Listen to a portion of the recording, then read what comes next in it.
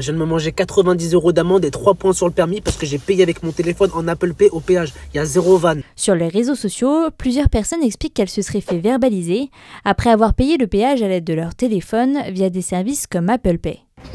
C'est une blague?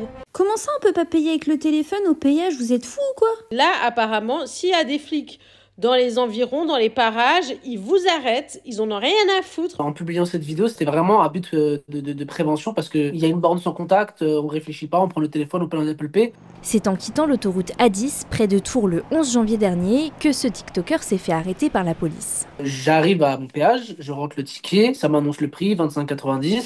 Je sors ma main, je rapproche mon téléphone de la borne paiement sans contact. Et c'est là à ce moment-là que une moto sort derrière les bornes de péage. Le policier va alors le verbaliser pour utilisation du téléphone au volant. Et il m'annonce 90 € d'amende et les 3 points sur permis. Il n'était pas venu dans une démarche de dialogue, quoi. Pas mal de personnes m'ont dit c'est un acte, ça peut être un acte raciste, etc. Moi je me dis non, mais après si on rentre dans cette paranoïa et après on vit plus, quoi. Donc je me suis dit c'est comme ça, le policier a fait son travail. Je ne peux pas non plus remettre sa parole en cause. Mais alors, est-ce vraiment répréhensible? Pouvons-nous recevoir une amende pour avoir payé avec son téléphone au péage? Très clairement, quelqu'un qui utilise son téléphone portable en circulation pour payer son péage à l'autoroute est en infraction code de la route. On a parfois effectivement des personnes qui sont verbalisées, qui ne comprennent pas cette notion de véhicule en circulation sur la voie publique. Ça ne veut pas forcément dire en mouvement, mais ça veut dire que c'est un véhicule qui est sur une voie de circulation, qui peut momentanément être arrêté et qui peut redémarrer à tout instant. Pourtant, sur son site internet, Vinci Autoroute invite les usagers à utiliser leur smartphone. Privilégiez le paiement sans contact.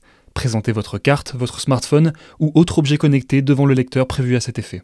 C'est faire abstraction d'une interdiction prévue par le code de la route. Il y a manifestement un décalage entre l'information commerciale qui est diffusée par le concessionnaire d'autoroute et l'application stricte du code de la route.